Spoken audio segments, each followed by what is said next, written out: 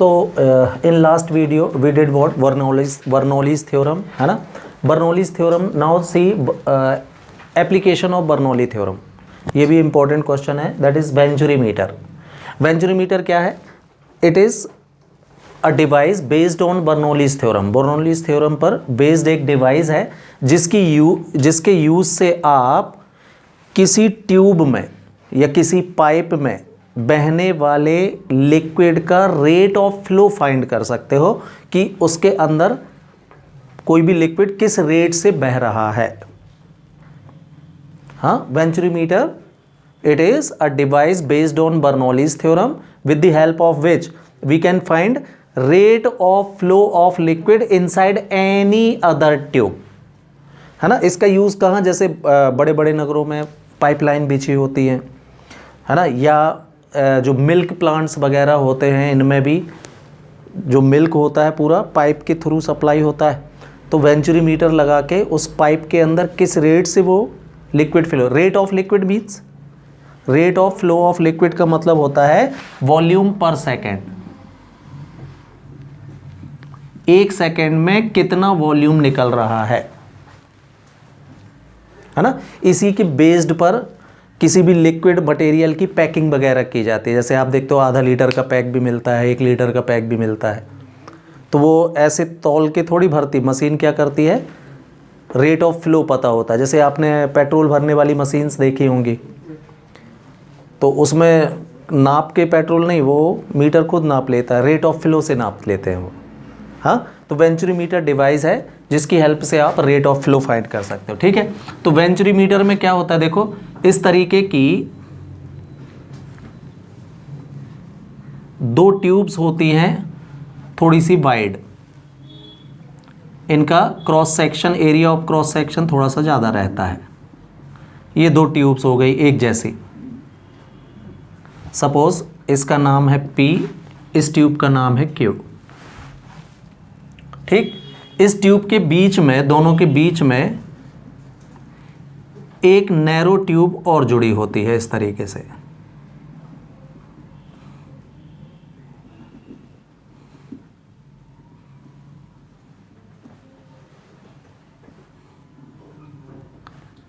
Narrow tube को हमने R नाम दे रखा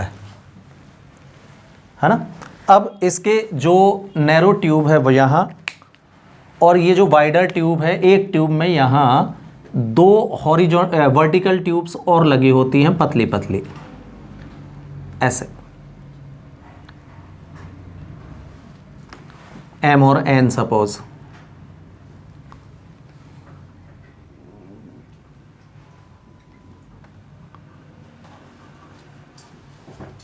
इन ट्यूब्स में मार्किंग रहती है जिसमें आप, है ना, मेजरमेंट पढ़ सकते हो. स्केल जैसे मार्किंग रहती है.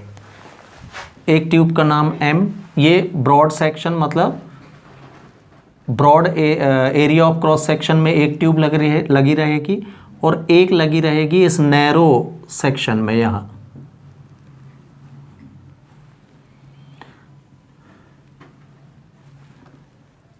इसमें भी मार्किंग होती है. ठीक. अब ये वेंचुरीमीटर है. जिस नली में, जिस ट्यूब में हमको rate of flow of liquid find करना है, ये वेंचुरीमीटर आ गया. ये मार्केट में हम इसको खरीद के ले आते हैं. अब मान लीजिए कोई बड़ी पाइपलाइन है जिसमें कोई लिक्विड फ्लो हो रहा है, तो हम क्या करेंगे, हर पाइपलाइन में जॉइंट्स होते हैं, बीच से जॉइंट खोल के इस वेंचुरीमीटर को इन दोनों पाइप्स के बीच में यहाँ फिट कर देंगे. इधर इस एरिया में ये लगा देंगे इससे, और ये वाली पोर्शन में ये लगा देंगे थोड़ी देर के लिए. तो इसमें जो भी लिक्विड फ्लो हो रहा है वो इसके थ्रू फ्लो होने लगेगा. ये यहाँ एक कनेक्शन कर दिया पाइपलाइन का ऐसा, और आगे वाली में यहाँ कर दी.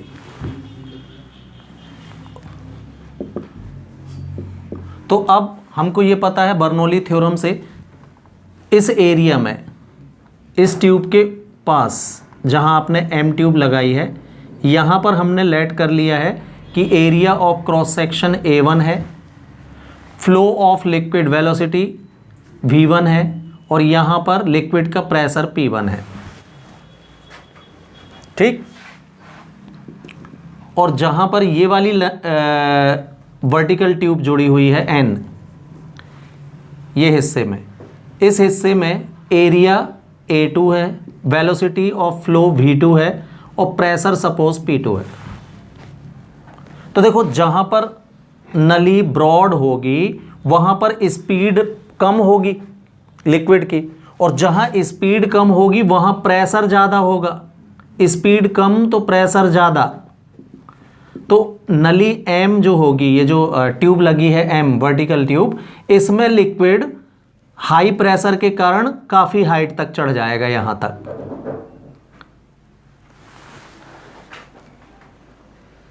ठीक। यहां पर वेलोसिटी हाई होगी,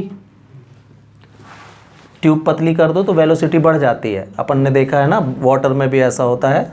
आप वाटर की टिप को अगर थोड़ा सा दबा के उसके एरिया को कम कर दें तो पानी स्पीड से निकलने लगता है। तो यहां पर वेलोसिटी हाई होगी तो प्रेशर कम होगा, तो इस ट्यूब में जो लिक्विड चढ़ेगा एक पर्टिकुलर हाइट तक, इससे कम हाइट में चढ़ेगा। ये दोनों M और N वर्टिकल ट्यूब्स में हाइट का डिस्टेंस हमने पढ़ लिया। सपोज इसमें हमने पढ़ा तो 10 सेंटीमीटर दिखा रहा था, इसमें 25 सेंटीमीटर था। तो 25 माइनस 10 कितना हो गया? 15 सेंटीमीटर हाइट निकल आई, हाइट का डिफरेंस दोनों में H। इस डिफरेंस को हम नोट कर लेते हैं और अभी हम फॉर्मूला डेराइव करेंगे। उस फॉर्मूले में H की वैल्यू रख दो तो rate of flow of liquid निकल आता है। केवल H नापना पड़ता है हमको बस। तो प्रैक्टिकल हो गया। अपन ने क्या किया, जिस पाइप में रेट ऑफ फ्लो निकालना है उसके बीच में वेंचुरी मीटर को कनेक्ट कर देते हैं थोड़ी देर के लिए। इससे जैसे ही लिक्विड फ्लो होगा, है ना, तो M और N ट्यूब में लिक्विड कुछ हाइट तक बढ़ जाएगा। हमको इसकी रीडिंग नोट कर लेनी है, इसकी रीडिंग नोट कर लेनी है और वेंचुरी मीटर को हटा दो, वापस कनेक्शन कर दो। बाकी का कैलकुलेशन फॉर्मूले में करेंगे, उसमें वैल्यू रख के और हम रेट ऑफ फ्लो निकाल सकते हैं। तो rate of flow means volume per second, flow of volume per second is called rate of flow. Clear? तो ये है इसका फिगर, ये बना लीजिए भाई।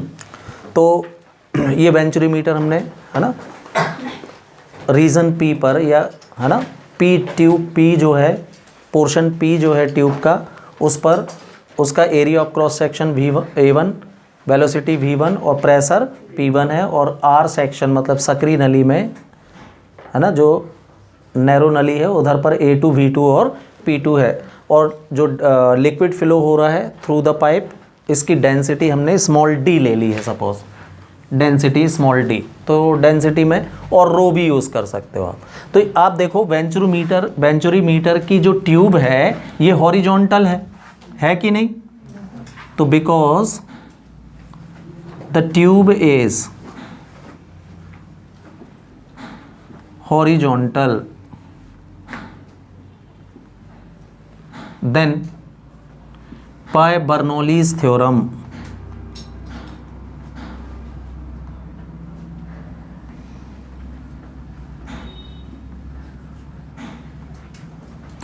तो देखो, आपको मैंने लास्ट टाइम कंडीशन बताई थी कि अगर ट्यूब हॉरिजॉन्टल होगी तो बर्नौली थ्योरम दूसरे प्रकार से लगेगा भाई।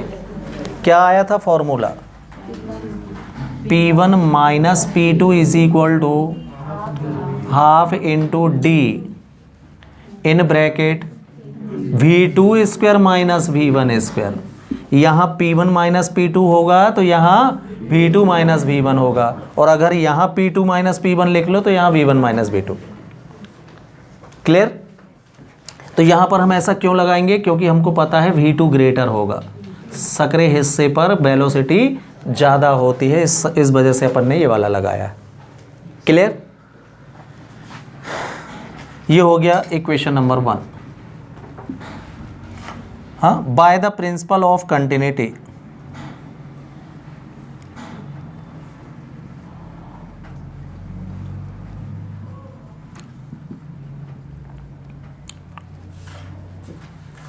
कंटिन्यूटी का प्रिंसिपल क्या बोलता है कि A1 V1 बराबर होता है किसके? A2 V2 के। है ना। तो ये बताओ, ये 1 सेकेंड की हम बात करें तो एरिया इनटू वेलोसिटी मतलब वॉल्यूम पर सेकेंड कहलाएगा ये। हाँ, volume of liquid flowing through the pipe per second, है ना। तो volume of liquid flowing through the tube per second also known as rate of flow. अभी मैंने आपको यही तो बताया, रेट ऑफ फ्लो किसको बोलते हैं भाई? Volume per second he rate of flow कहलाता है, जिसकी वैल्यू हमको निकालनी है Q। तो इसी की वैल्यू हमको फाइंड करनी है। तो A1 V1 और A2 V2 दोनों किसके बराबर हो जाएंगे? क्या कहलाएंगे दोनों? Q, rate of flow of liquid ही कहलाएगा ये। क्लियर? तो अगर हम इससे V1 की वैल्यू निकालें तो इसको और इसको इक्वल लोगे तो V1 कितना मिलेगा? Q upon A1। And similarly V2 की वैल्यू क्या मिलेगी आपको? Q अपॉन A2 मिलेगी। इसको और इसको इक्वल लिया तो V1 की वैल्यू Q अपॉन A1 और इसको इक्वल लेंगे तो V2 की वैल्यू Q अपॉन A2 आएगी। ये दोनों वैल्यूज़ इक्वेशन नंबर 1 में सब्स्टिट्यूट कर रहे हैं भाई हम। तो by equation number 1 P1 minus P2 is equal to आ जाएगा half D A same, yes V2 की वैल्यू, हाँ तो स्क्वायर है तो Q square by A2 square minus Q square by A1 square, ये मिलेगा राइट। दोनों से Q स्क्वायर कॉमन आ रहा है तो P1 माइनस P2 की वैल्यू हो जाएगी आपके पास half D Q square in bracket 1 upon A2 square minus 1 upon A1 square, ये मिलेगा। एलसीएम लेके सॉल्व करो इसको तो कितना?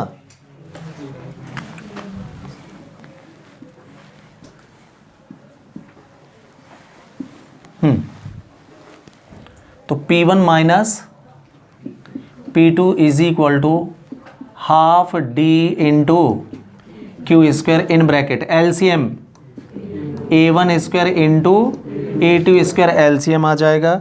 A1 स्क्वायर का यहाँ मल्टीप्लाई तो A1 square minus A2 square upside हो जाएगा, राइट। ये इसको इक्वेशन नंबर 2 दे दिया। हाँ, लेकिन हमने देखो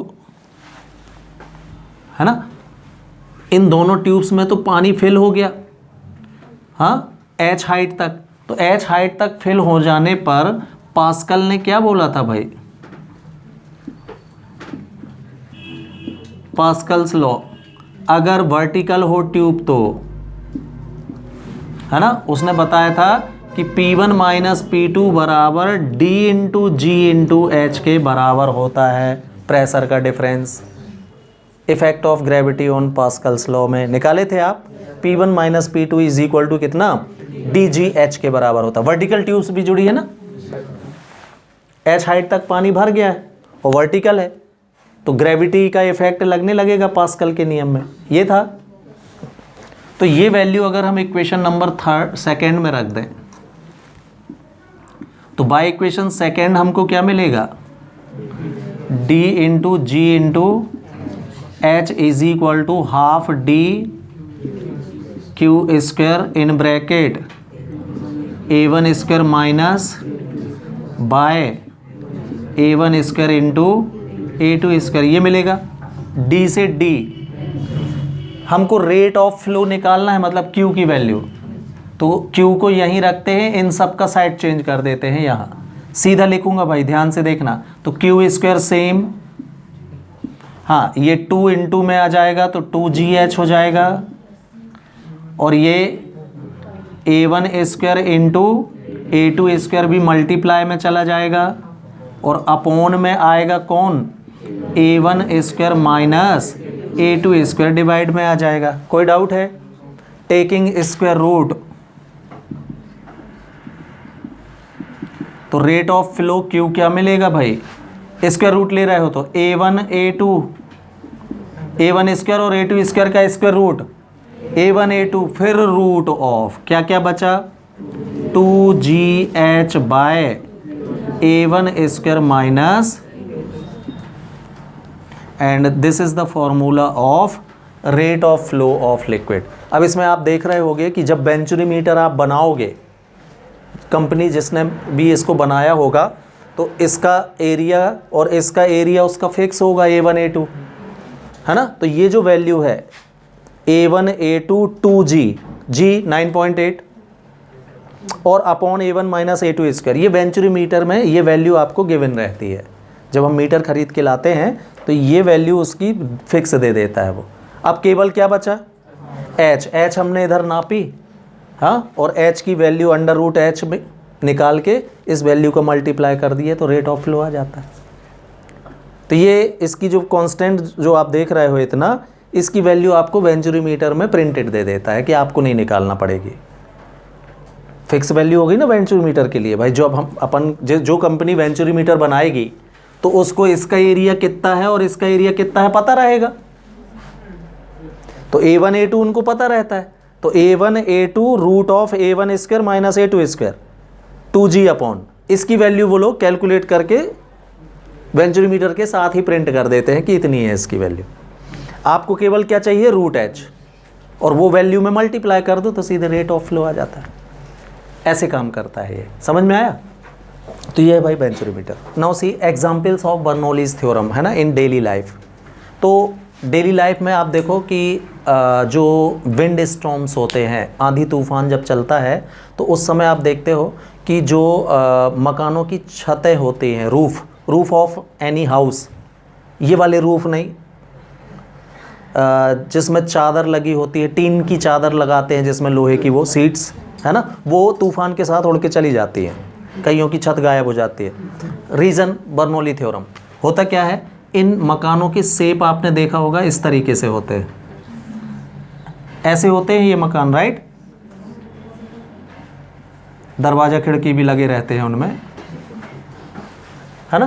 तो जब स्टॉर्म के समय इस रूफ के ऊपर जो एयर होती है उसकी वेलोसिटी बहुत ज़्यादा हाई होती है, राइट, और मकान के अंदर जो छत के नीचे एयर का जो वेलोसिटी है वो कम होती है।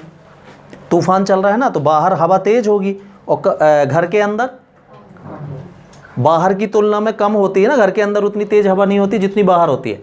अब यहाँ देखना आप, तो जब वेलोसिटी हाई है, जहाँ वेलोसिटी हाई होगी तो छत के ऊपर का प्रेशर जो P1 आप देख रहे हो ये कम होगा। वेलोसिटी हाई तो प्रेशर कम अकॉर्डिंग टू बर्नौली थ्योरम, और अंदर की वेलोसिटी कम है तो प्रेशर ज़्यादा। अंदर का प्रेशर ज़्यादा है, बाहर का प्रेशर कम है, तो जो प्रेशर डिफरेंस होगा वो कितना होगा, P2 माइनस P1। ये छत पर वर्क करता है ऊपर की तरफ, और ये छत को या रूफ को हल्का कर देता है ये एक्स्ट्रा प्रेशर। जैसे ड्रॉप के अंदर एक्स्ट्रा प्रेशर ने उसकी रेडियस को बढ़ा दिया था, वैसे ही ये एक्स्ट्रा, अब ये एक्स्ट्रा प्रेशर बहुत ज़्यादा होता है क्योंकि वेलोसिटी का डिफरेंस बहुत ज़्यादा, यानी स्टॉर्म के समय अगर 80 किलोमीटर पर आवर की स्पीड से बाहर की हवा चल रही है तो घर के अंदर उसकी स्पीड 30 या 20 के करीब होती है बस। तो डिफरेंस बहुत ज़्यादा हो गया। अब ये डिफरेंस के बराबर प्रेशर छत पर ऊपर की तरफ एक वर्क करने लगता है, फोर्स वर्क करने लगता है, जो इस छत के वेट को क्या कर देगा, हल्का कर देगा, और इस हल्की छत को हवा फिर अपने साथ उड़ा के कहीं दूर ले जाती है। तो बर्नौली थ्योरम, है ना। फिर आप देखोगे एटोमिसर। जो आप कहना चाहिए जो लिक्विड अपन दवाइयों का छिड़काव करते हैं, पंप वो वाला देखा होगा, बैगोन वगैरह में आते ना ऐसे, यहाँ ऐसा पंप रहता है और यहाँ से हम इसमें पंप पिस्टन से पंप करते हैं, राइट। इसमें आपने देखा होगा यहाँ पर एक वर्टिकल नली भी जुड़ी होती है, किसके अंदर, इस डिज़ाइन का देखा होगा आपने, लिक्विड इसमें भर देते हो आप, देखा है, हाँ। और ये इससे कनेक्ट होती है। इसके अंदर हम एयर प्रेस क्या करते हो, आप पंप से एयर को प्रेस करते हो, तो इधर पर होता क्या है, एयर का वेलोसिटी बहुत तेज कर देते हो आप। इस पंप की सहायता से हम क्या करते हैं, इस ट्यूब के ऊपर एयर की वेलोसिटी को बहुत हाई कर देते हैं पंप करके। तो वेलोसिटी हाई होगी तो यहां पर प्रेशर लो हो जाएगा, जबकि इसके अंदर का प्रेशर कैसा है, ज़्यादा है। P2 ज़्यादा रहेगा, P1 क्या हो जाएगा, कम। तो इस एक्स्ट्रा प्रेशर के कारण ये लिक्विड नली में चढ़ के कहाँ आने लगेगा, ऊपर, यहाँ तक चढ़ के आएगा। और जिस एयर को आप पंप कर रहे हो, इस लिक्विड की ड्रॉप को ये एयर अपने साथ बाहर, है ना, निकालने लगती है, और ये स्प्रेयर का वर्क करने लगता है। ऐसे स्प्रेयर वर्क करते हैं। ये भी किसके प्रिंसिपल पर वर्क करते हैं, बर्नौली थ्योरम पर। क्लियर। इसके अलावा एरोप्लेन के जो विंग्स होते हैं, आप कभी भी देखना विंग्स को ऊपर की तरफ ऐसी डिजाइन दी जाती है। हेलीकॉप्टर हो गया, एरोप्लेन हो गए, इनके विंग्स इस डिजाइन में होते हैं ये। तो जब आप इनको तेजी से घुमाते हो इंजन से, तो यहाँ का स्लोप कैसा है, कर्व स्लोप है, तो यहाँ की एयर बहुत तेजी से फ्लो होगी, और पंखे के नीचे इधर की जो एयर है वो लो स्पीड से बहेगी। फैंस के नीचे ऊपर की हवा कर्व सरफेस दे दिया, तो यहाँ पर वेलोसिटी हाई होगी। वेलोसिटी हाई तो प्रेशर लो, और यहाँ वेलोसिटी लो तो प्रेशर हाई, फिर प्रेशर डिफरेंस हो गया P2 माइनस P1। ये क्या करेगा, पंखी पर ऊपर की तरफ वर्क करेगा। हाँ, और ये इतना ज़्यादा होता है, इतनी तेज़ी से घुमाता है वो इंजन इन पंखियों को, कि ये प्रेशर डिफरेंस बहुत ज़्यादा होता है। तो ये एक्स्ट्रा प्रेशर जो है पूरे हेलीकॉप्टर या एरोप्लेन को ही लिफ्ट कर लेता है ऊपर की तरफ। Bernoulli theorem. फिर क्रिकेट आप खेलते हो तो लेदर बॉल को स्विंग करते हुए बॉलरों को देखा होगा आपने, कि वो बॉल को एक तरफ कपड़े में घिसते रहते हैं। अगर गौर किया हो, क्रिकेट आप खेलते हैं लेदर बॉल से, नहीं खेलते तो टीवी में देखा होगा, है ना। फास्ट बॉलर जब बॉलिंग करता है तो उसके साथ ही लोग बॉल को एक तरफ, वो दोनों तरफ नहीं घिसते, एक तरफ घिसते रहते हैं, है ना। बॉल को वो क्या करते हैं कि एक सरफेस शाइनी रखते हैं, ये एक तरफ घिसेंगे, दूसरी सरफेस थोड़ी सी रफ हो जाएगी। अब जब आप बॉल को फेंकोगे हाथ से, तो शाइनी सरफेस की तरफ एयर तेजी से ब्लो होगी, चिकनी है ये सतह, तो एयर की स्पीड कैसी होगी, ज़्यादा होगी। कहाँ, जहाँ शाइनी एरिया है वहाँ स्पीड एयर की ज़्यादा, यहाँ, और इधर कम होगी, यहाँ खुरदुरा सरफेस है। तो जहाँ एयर की स्पीड ज़्यादा होगी वहाँ प्रेशर हो जाएगा कम, और अंदर का प्रेशर कैसा रहेगा, ज़्यादा। तो एक्स्ट्रा प्रेशर जो होगा P2 माइनस P1 बॉल को इस तरफ धक्का देगा, तो बॉल हवा में चलते चलते तैर के बाहर निकल जाती है या अंदर चली जाती है, स्विंग करती है। इसी टेक्निक का यूज़ बॉलर्स बॉल को स्विंग कराने के लिए करते हैं। बर्नौली थ्योरम है ये। क्लियर। तो ये सारे एप्लीकेशंस है बर्नौली थ्योरम के डेली लाइफ में। क्लियर।